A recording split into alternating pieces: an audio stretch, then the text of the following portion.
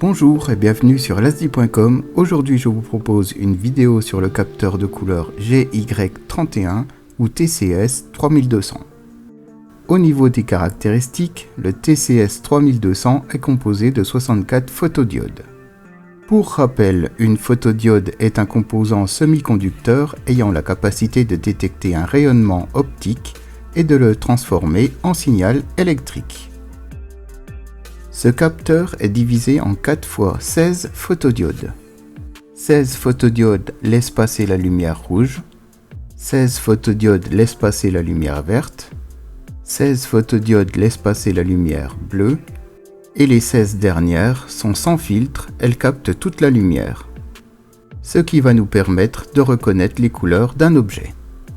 Au niveau des broches de connexion, les VCC, c'est la tension d'alimentation entre 2,7 V et 5,5 V.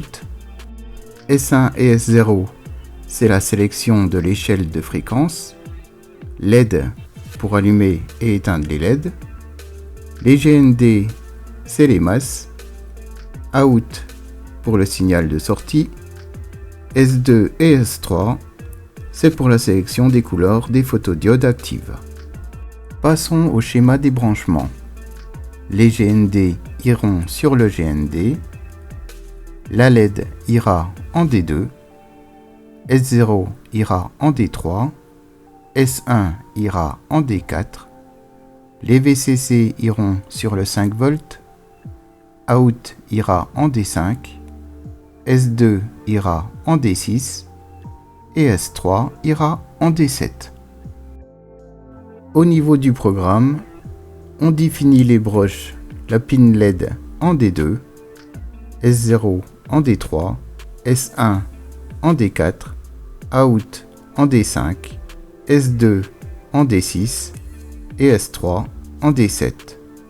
Dans Setup, on dit que c'est des sorties, sauf Out qui est une entrée, sinon on n'aura pas les informations. On initialise le moniteur série et on allume les LED et il est préférable de les laisser allumer. On configure la fréquence des pins S0 et S1. Comme dans le tableau ici, il est réglé à 2%, mais ce sera à vous de faire les tests pour connaître les valeurs qui vous conviennent le mieux en fonction de votre environnement. Dans Loop, on configure S2 et S3 en fonction des couleurs des photodiodes. 0 et 0, c'est pour le rouge. Ensuite, on lit la valeur de la pin Out et on écrit cette valeur. On fait pareil pour le vert, le bleu et le sans filtre. Quand on lance le programme et le traceur série avec les touches CTRL, MAJ et L, on constate qu'en fonction des données, on se retrouve avec des courbes totalement différentes.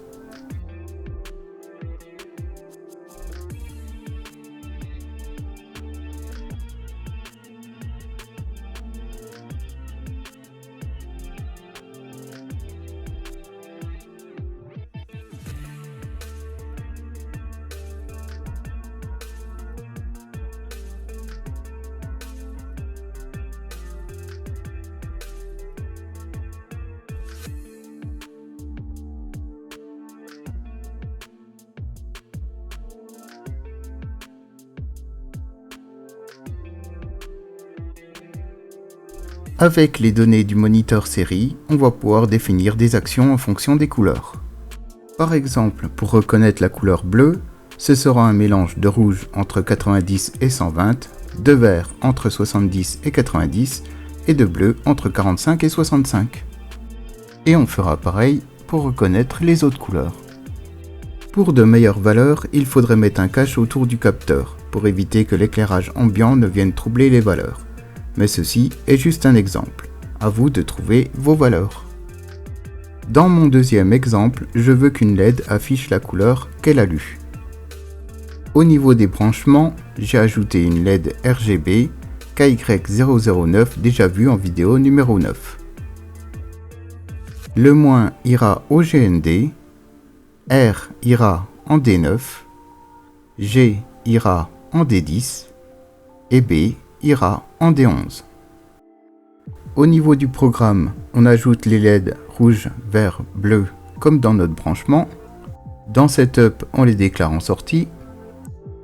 Dans Loop, la première partie reste la même. On peut enlever les céréales.print si on veut. Ensuite, je définis à l'aide des données trouvées pour les couleurs, entre quelles et quelles données de rouge, de vert et de bleu, il devra détecter que c'est de l'orange. Et je lui dis d'afficher de l'orange sur la LED. Puis on fait pareil pour le bleu, le vert et le jaune.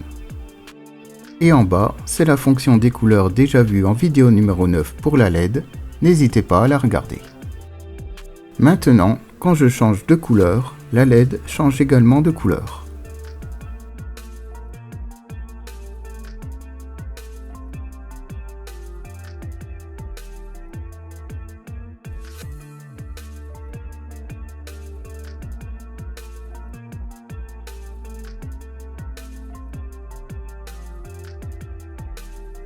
Les programmes se trouvent sur l'ASDI, rubrique Arduino, vidéo numéro 63.